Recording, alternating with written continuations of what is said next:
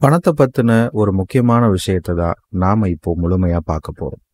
இந்த ஒரு விஷயம் உங்க வாழ்க்கையில பணத்தை பத்தின ஒட்டுமொத்த தவறான விஷயங்களை உடைச்செறியறதுக்கு வாய்ப்புகள் இருக்கு. இந்த ஒரு விஷயத்தை மட்டும் நீங்க புரிஞ்சுக்கிட்டீங்கன்னா, இதனால உங்க பார்வை மாறும், சிந்தனை மாறும், செயல்கள் மாறும். நீங்க ஆசைப்படுற விளைவுகள் உங்க கண்ணு முன்னாடி நடக்கும். உங்க ஒட்டுமொத்த வாழ்க்கையும் செல்வ செழிப்பால நிறைஞ்சிருக்கும். வாங்க என்னங்கிறத தெளிவா பார்க்கலாம். வணக்கம், நான் தேவா. பணத்தை பத்தின இந்த முக்கியமான விஷயத்த விளக்கமா தெளிவா சொல்றதுக்கு குருவோட வாழ்க்கை அனுபவம் ஒரு சிறந்ததா இருக்கும்னு நான் நினைக்கிறேன். குருவுக்கு ரொம்ப அதிகமான பண கஷ்டம். தன்னுடைய அடிப்படை தேவைகளை கூட அவனால பூர்த்தி பண்ண முடியாத ஒரு சூழல்ல இருந்தான். இந்த நிலையில உணர்வுகளை பத்தி அவன் தெரிஞ்சுக்கிட்டதுக்கு அப்புறம் பணம் சார்ந்த விஷயங்களை காட்சிப்படுத்துறதன் மூலமா நமக்கு வாழ்க்கையில பணத்தை கொண்டு வர முடியும் அப்படிங்கிறத தெரிஞ்சுக்கிட்டதுக்கு அப்புறம் அவனுடைய எல்லா காட்சிகளும் பணம் சார்ந்த விஷயங்கள்லயே தொடர்ந்து இருக்க ஆரம்பிச்சது. ஏன்னா முதல் பிரச்சனை அதை தான் முதல்ல தீர்க்கணும்னு நினைச்சான். ஆனா எவ்வளவுதான் பணத்தை பார்த்தாலும் அதை பத்தி உணர்றதுக்கு முயற்சி பண்ணாலும் அவனால போதுமான அளவுக்கு பணத்தை ஈர்க்க முடியல. இன்னும் சொல்ல போனா பணம் பத்தின அவனுடைய உணர்வு நிலை இன்னும் மோசமா தான் போச்சே தவிர நல்ல விதமா அவனால உணர முடியல. இந்த உணர்வை கவனிச்ச அவன், நாம எங்கேயோ ஏதோ ஒரு இடத்துல தவறு செய்யறோம், இவ்வளவு பயிற்சிகள் செய்யறோம், ஆனா மனசுக்குள்ள இன்னும் பணம் பத்தின பயம் இருக்கு. எப்படி நாம இதை சரி பண்ண போறோங்கிற கேள்வி இருந்துகிட்டே இருக்கு. அப்ப நம்ம ஏதோ ஒரு விஷயத்த மிஸ் பண்றோம்னு தோணுச்சு. குருவுக்கு எந்த சந்தேகம் வந்தாலும் பேராற்றல்கிட்ட கேட்டுட்டு அமைதியா உட்கார்ந்துக்கிறது வழக்கம். அப்படி உட்கார்ந்து இருக்கும்போது தன் மனசுக்குள்ள அவனுக்கு உதிச்ச ஒரே ஒரு பதில் என்ன, அந்த வாக்கியம் என்னன்னா, பணம் என்பது இலக்கல்ல. இதுதான் அந்த வாக்கியம். உண்மையிலே இந்த வாக்கியம் அவனுக்குள்ள ஏதோ ஒரு முக்கியமான விஷயத்த புரிய வச்ச மாதிரி அவனுக்கு ஒரு உணர்வு. பணம்ங்கிறது இலக்கு இல்லைன்னா என்னோட இலக்கு என்ன? நான் செய்யணும்னு நினைக்கிற விஷயங்களை செய்யறது, வாங்கணும்னு நினைக்கிற விஷயங்களை வாங்குறது. ஆனா அவனுக்குள்ள ஒரு எண்ணம் என்னன்னா, பணம் இருந்தா நம்ம இதெல்லாம் செஞ்சிடலாம்ல, அதனால பணத்து மேல கவனம் செலுத்துறதுனால என்ன தப்பு இருக்கு? இப்ப என்கிட்ட ஒரு 1,00,000 இருந்தா இந்த விஷயங்கள் எல்லாத்தையும் செஞ்சிடலான்னு எனக்கு தெரியும். அப்ப நான் ஒரு 1,00,000 கவனம் செலுத்துறதுனால என்ன தப்பு இருக்கு? இயற்கை என்ன சொல்லுது? பணம் இலக்கு இல்லைன்னு சொல்லுது. அப்ப என்னோட கவனம் எங்க இருக்கு? முழுக்க முழுக்க பணத்தை உருவாக்குறதுலயே இருக்கு. அப்ப பணம்ங்கிறது இலக்கு இல்லைன்னா நான் இந்த என்ன செய்யணும், என்ன வாங்கணுமோ அது மேல கவனம் செலுத்தணுமா? ஆனா என் மனசு அதை ஒத்துக்க மாட்டேங்குதே. பணம் இருந்தாதானே இது எல்லாத்தையும் யோசிக்கவே முடியும்னு என் மனசுக்கு என்கிட்ட கேள்வி கேட்குது. நான் என்ன பண்ணட்டும்? இந்த குழப்பம் அவனுக்குள்ள தொடர்ந்து நீடிச்சுக்கிட்டே இருந்துச்சு. எந்த குழப்பமோ எந்த கேள்வியோ மறுபடியும் பேராற்றல் கிட்ட கேட்டுக்கிறது. அப்படி பேராற்றல்கிட்ட கேட்டுட்டு அவன் அமைதியா உட்கார்ந்து இருந்தப்போ அவனுக்குள்ள உதிச்ச ஒரு பதில் என்னன்னா, சோதிச்சு பாரு. எந்த ஒரு விஷயத்தையும் தெளிவா ஆழமா உணரணும்னா சோதனை தான் சரியான விஷயம். இந்த மாதிரி பேராற்றல் உங்ககிட்டையும் இதே பதில சொல்லியிருந்தா, நீங்களும் இதே மாதிரி ஒரு மனநிலையில குழப்பத்துல இருந்திருந்தா, நீங்க இந்த விஷயத்தை எப்படி சோதனை பண்ணியிருப்பீங்க? ஒரு நிமிஷம் சிந்திச்சு பாருங்க. யோசிச்சு பார்த்தீங்களா? உங்களுக்கு என்ன தோணுச்சு? நீங்க எப்படி சோதனை பண்ணியிருப்பீங்க? வாங்க, உங்க அளவுக்கு குரு சோதனை பண்ணியிருக்கானாங்கிறத நம்ம பார்த்துடலாம். இதை இன்னும் ஆழமா தெரிஞ்சுக்கணும்னு ஆசைப்பட்ட குரு 2 விஷயங்களை தேர்ந்தெடுத்தான். ஒன்று பணம் சார்ந்த இலக்கு, இன்னொன்னு செயல் சார்ந்த இலக்கு. இந்த பணம் சார்ந்த இலக்குல 25,000ங்கிறது அவனுடைய இலக்கா இருந்தது. செயல் சார்ந்ததுல ஒரு விஷயத்த வாங்கணுங்கிறது அவனுடைய இலக்கா இருந்தது. ஆனா அதுலயும் தேவைப்படுற பணம் 25,000 தான். ஆனா அதுல பணத்தை முக்கியத்துவப்படுத்தல, செயலை தான் முக்கியத்துவப்படுத்தி விஷயங்களை நாம கொண்டு போகணுங்கிறது அவனோட முடிவு. வழக்கம் போல அவனுடைய முக்கியமான பாணிங்கிறது காட்சிப்படுத்தி பார்க்கறது. ஒரு விஷயத்துல 25,000 வர்ற மாதிரி காட்சிகளை படுத்துறான். தொடர்ந்து அதை ஏடிஎம்ல இருந்து எடுக்கிற மாதிரியும், தன் கைக்கு அது வந்த மாதிரியும், அந்த விஷயங்களை கொண்டு போற மாதிரியும் அதீத கவனம் பணம்ங்கிற விஷயத்துல இருக்குது.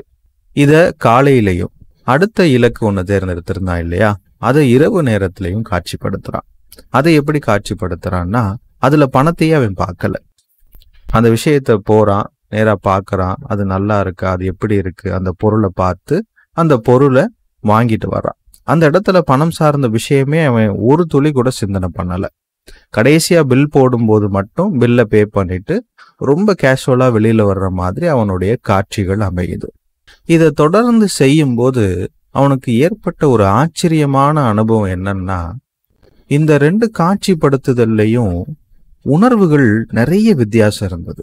பணத்தை பத்தி யோசிச்சு அதுக்கான இலக்கை காட்சிப்படுத்தும் போது பணம் இல்ல, அப்பாடா வந்துருச்சு அப்படிங்கிற மாதிரி ஒரு பற்றாக்குறை சார்ந்த உணர்வு அவனுக்குள்ள வந்தது அவனால உணர முடிஞ்சது. இதேது இரவு நேரத்துல பணத்தை பார்க்காம செயல்கள் மேல முக்கியத்துவம் கொடுத்து காட்சிப்படுத்துற அந்த அனுபவம் அவனுக்குள்ள ஒரு செழிப்பான உணர்வை கொடுத்துச்சு. பணத்தை யோசிக்காமையே செயல் செய்ய முடியும்னா அது எப்படி இருக்கும்? அந்த சுதந்திரமே வேற. பணத்தை இலக்கா வச்சு உருவாக்குற அந்த கற்பனை தனக்குள்ள இன்னும் பற்றாக்குறைங்கிற ஒரு உணர்வை உருவாக்கிக்கிட்டே இருக்கிறதையும், இலக்கு சார்ந்து சுதந்திரமா செயல்படும் போது அப்படிங்கிற ஒரு அகக்காட்சி படைப்பானது அவனுக்குள்ள நிம்மதியையும் சுதந்திரத்தையும் செல்வ செழிப்பையும் உணர வைக்கிறத அவனால தெள்ள தெளிவா வேறுபடுத்தி பார்க்க முடிஞ்சுது. இதுல அவனுக்கு இன்னொரு ஆச்சரியமான அனுபவம் என்னன்னா, இந்த இலக்கு சார்ந்த அகக்காட்சி படைப்பு வெறும் 4-5 நாள்ல ஒரு முழுமையான திருப்தியை கொடுத்து மறுபடியும் செய்யணுங்கிற அந்த எண்ணமே அவனுக்கு வரல. ஆனா பணம் சார்ந்த காட்சி படைப்புல 15, 16, 17 நாட்கள் போகுது. அவனுக்கு ஒரு திருப்தியும் சந்தோஷமும் வரவே இல்லை. ஆனா ஒரு 22 நாளுக்கு அப்புறம் அந்த பணத்தை வச்சு என்னெல்லாம் செய்ய முடியும், அதனால கிடைக்கக்கூடிய நிம்மதி சந்தோஷம் அதெல்லாம் கவனிச்சதுக்கு அப்புறம் தான் அவனுக்கு அந்த திருப்தி வந்தது. அதுக்கப்புறம் அதை அவன் நிறைவு செய்யறான். இந்த 2 சோதனையில எது முதல்ல நடந்திருக்கும்? நிச்சயமா உங்களுக்கே தெரியும். அவன் அந்த பொருளை தான் வாங்கினான். அடுத்த 15, 17 நாட்களுக்குள்ள அந்த பொருள் அவன் கைக்கு வந்து சேர்ந்தது. அவன் நண்பனோட அவன் பொருள் வாங்குறதுக்கு கடைக்கு போயிருந்தப்போ நண்பனுக்காக தான் வந்தான். ஆனா அங்க அவன் வாங்கக்கூடிய பொருள் இருந்ததை பார்த்துக்கிட்டே நின்னுகிட்டே பார்த்த உடனே நண்பன் என்ன செஞ்சான்னா, இது உனக்கு வேணும்னா நீ இதை எடுத்துக்கோ, உனக்கு தர வேண்டிய பணத்தை நான் இப்பவே இதை பே பண்ணி உனக்கு வாங்கி கொடுத்துட்றேன் அப்படின்னு சொன்னான். அவனுக்கு ஒரு நிமிஷம் ஒண்ணுமே புரியல. ஆனா அவனுக்கு ஞாபகம் வந்தது, இந்த பொருளை வாங்கணும்னு நாம கவனம் செலுத்தி இருந்தோம். அப்போ இந்த வாய்ப்பை பயன்படுத்திக்கலாம் அப்படின்னு அந்த பொருளை அவன் வாங்கிட்டு வந்துட்டான். அதுக்கப்புறமும் அவனுக்கு பணம் வந்துகிட்டே தான் இருந்துச்சு. ஆனா அவன் நினைச்ச மாதிரி, அவன் காட்சியில பார்த்த மாதிரி மொத்த அமௌண்ட்டா அவன் கைக்கு வந்து சேரல. அது வந்ததுக்கு அப்புறம் தான் அதை செய்யணும் அப்படிங்கிற ஒரு குறிக்கோளோட இருந்தான். ஒரு 50 நாள் கழிச்சு அந்த விஷயம் நடந்தது. அவன் அதையும் பூர்த்தி பண்ணான். 2மே நடக்க தான் செஞ்சது. ஆனா இதுல அந்த உணர்வும் கால அளவும் நாம கவனிக்க வேண்டிய ஒரு முக்கியமான விஷயம். நம்ம எல்லாருக்குமே உடனடி தீர்வு இருந்தா நல்லா இருக்கும். அதுவும் பணம் சார்ந்த விஷயங்கள்ல கமிட்மெண்ட்டுக்குள்ள சிக்கி எப்படா தீர்வு கிடைக்கும், எப்படா நமக்கு வழி பிறக்கும்னு யோசிச்சுக்கிட்டு இருக்கிறவங்களா இருந்தீங்கன்னா நீங்க கண்டிப்பா இதை சோதிச்சு பார்க்கணும். இது மட்டும் உங்களுக்கு அனுபவபூர்வமா புரிஞ்சிருச்சுன்னா உண்மையிலே நீங்க செல்வ செழிப்பான வாழ்க்கையை வாழ்றது உறுதி. குரு இதை புரிஞ்சுக்கிட்டதுக்கு அப்புறம் இலக்கு சார்ந்த விஷயங்களை தான் அதிகமா பார்க்க ஆரம்பிச்சான். இதனால அவன் அறியாம அந்த பணம் சார்ந்த பயம், பற்றாக்குறை சிந்தனை இதெல்லாம் அவனை விட்டு விலகி எப்பவுமே சுதந்திரமாகவும் செல்வ செழிப்பாகவும் அவனால யோசிக்க முடிஞ்சுது. பணங்கிறது இப்ப நம்ம கிட்ட இல்லையே, நம்ம இதை எப்படி வாங்க போறோம் அப்படிங்கிற எண்ணம் எல்லாத்தையும் தூக்கி போட்டுட்டு, அதாவது அதுவே போயிடுச்சு. நேரடியா என்ன செய்யணுமோ என்ன வாங்கணுமோ அதை பத்தி யோசிக்க ஆரம்பிச்சான்.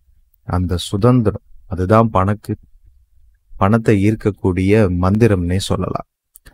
அதுக்கப்புறம் அவனுடைய வாழ்க்கை ரொம்ப இலகுவா மாற ஆரம்பிச்சது, செல்வ செழிப்பாவும் இருக்க தொடங்குச்சு.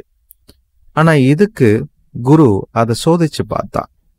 இது உண்மை, இது இப்படிதான், இது இப்படி பண்ணா இந்த விஷயம் நடந்துரும்னு வெறுமனே யாரோ சொன்னதை கேட்டோ இல்ல இயற்கை சொன்னதை கேட்டோ நம்ம அப்படியே அப்ளை பண்ண முயற்சி பண்ணா, அதுவும் நாம அதை புரிஞ்சிக்காம அப்ளை பண்ண முயற்சி பண்ணா கண்டிப்பா நாம தோல்விகளை தான் சந்திப்போம். ஆனா அதுக்கு பதிலா இதுல உண்மை என்ன அப்படிங்கறத நாம புரிஞ்சுக்கிறதுக்கு நாம சந்தேகப்படல.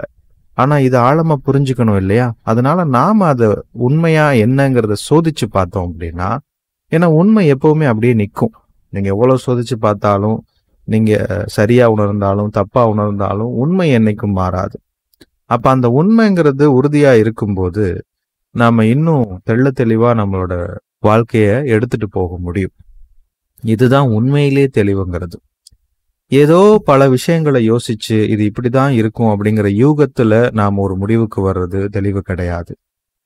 உள்ளத உள்ளபடி பார்க்கும்போது, அது என்னங்கிறத மறுபடியும் மறுபடியும் சோதிச்சு பார்க்கும்போது, எல்லா எண்ணங்களும் கடந்து மிச்சமா ஒன்னே ஒண்ணு நிற்கும். அது உண்மை. அந்த உண்மையை நாம பார்க்கறதுனால நமக்குள்ள ஏற்படுற மாற்றம் தான் உண்மையான தெளிவு.